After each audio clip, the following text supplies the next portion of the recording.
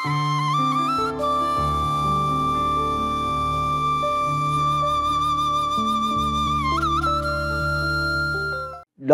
தொலைக்காட்சி பார்வையாளர்கள் எல்லோருக்கும் இனிய காலை வணக்கம்.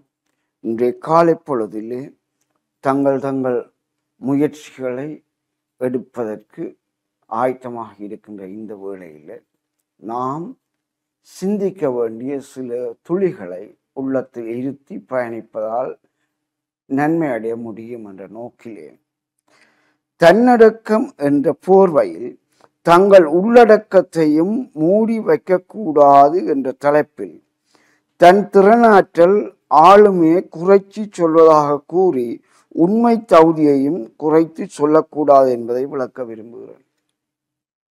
இந்த நாங்கள் சமூகத்தில் உலாவும் போது நாங்கள் பெரியாக்கள் என்று நாங்கள் சொல்லுவதில்லை, நாங்கள் படித்த மேதை என்று நாங்கள் சொல்லுவதில்லை. நாங்கள் இப்படி எங்களை உயர்த்தி சொன்னால் மாற்றார்கள், எங்களை மதிக்க மாட்டார்கள் என்று எல்லோருக்கும் தெரியும். அதனால எங்களை நாங்கள் கொஞ்சம் குறைச்சி சொல்லுவது ஊர் வழக்கு அல்லது சமூக நடப்பு என்று சொல்லுவோம். அப்படி குறைச்சி சொல்றத தன்னடக்கம் என்று நீங்க கேட்பீங்கள்.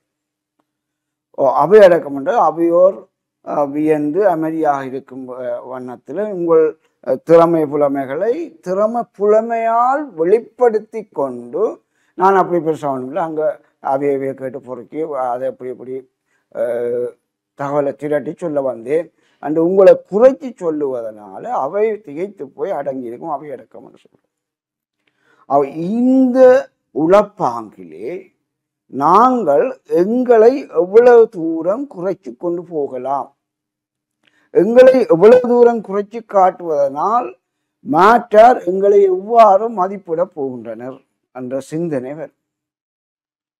உதாரணமாக அடக்கி வாசியடா என்று அடிக்கடி அப்பா சொல்லுவார்.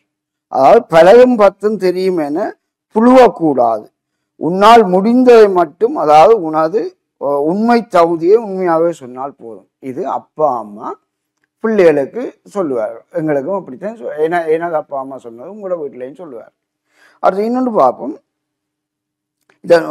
இது தன்னடக்கம் பண்ணுது அதிகமாக உயர்த்தி காட்டாமல் என்னை விட்டால் வேறு யாரு என்று பெருமை பேசாமல் எம்மை கொஞ்சம் படிக்கின்ற மாணவர் என்று அது குறைச்சி காட்டும். இப்போ எனக்கு அது தெரியும் இது தெரியும், என்னை விட்டு இங்கே இந்த ஊரில் வேறு யாரும் இல்லைன்ற மாதிரி பெருமை அடிக்கக்கூடாது. அது இது நோமலாக நான் சொல்ல வர்றது. அவையடக்கம்ன்றது சபையோர் வியக்கும் வண்ணம் நீங்கள் திறமை புலமையால் வெளிப்படுத்துவதையும், ஆனால் குறைந்த சகோதரிகள் இதை அரங்கேற்றின மாதிரி சொல்லும்போது வெளிப்படுத்தும் போது அவையோர் அடங்கிடும். இவ்வாறு இந்த அவையடக்கம் தன்னடக்கம் அல்லது உண்மையை கொஞ்சம் குறைச்சி சொல்லுவது, அப்படி எங்களை நாங்கள் மாற்றார் ஈர்க்கும் வண்ணம் எங்களை வெளிப்படுத்துவதனால் ஒரு கவர்ச்சி இருக்கின்றத குறைச்சி சொல்கிறோம். உயர்த்தி சொல்கிறது பெருமை அடித்தல் என்ற கூடாது என்று சொல்லி எல்லோரும் சொல்றதை பின்பற்றி நடக்கின்றோம். இந்த வகையில் நாங்கள் மேட்டரின் உளநிலையை அறிந்து வெளிப்படுத்துகிறோமா என்று பார்ப்போம். மேட்டரை மயக்கி மடக்கி விடலாம் என உண்மை உயர்த்தி புகழ்ந்து சொல்லுவது கெட்டது. மேட்டர் அப்படி சிந்திப்பினோம் என்று நாங்கள் யோசிக்கிறோமா? மேட்டர் அப்படி இவர் கொஞ்சம் பெருமை அடிக்கிறார், இவர் எங்களுக்கு தேவையில்லை என்று விட்டுட்டு போகிற மனப்பாங்களால் மேட்டர் இருக்கக்கூடும். அதனால நாங்கள் கொஞ்சம் குறைச்சித்தான் சொல்ல வேண்டும். எங்களோட திறமையில ஒரு நம்பக்கூடிய வகையில எங்களோட திறமைகளை குறைச்சி மதிப்பிட்டு சொல்ல வேணும். அவ்வாறு சொல்லும் போது உங்களிடம் பாடத்திறமை இருக்கும், ஆடத்திறமை இருக்கும், நடிக்க திறமை இருக்கும், அல்லது தொழில்நுட்ப திறமை இருக்கும், விஞ்ஞான அறிவாற்றல் திறமை இருக்கும். உங்களுக்கு எவ்வளோ திறமை இருக்கும். 64 கலைகள் இருக்குன்னு தமிழ் சொல்லுது.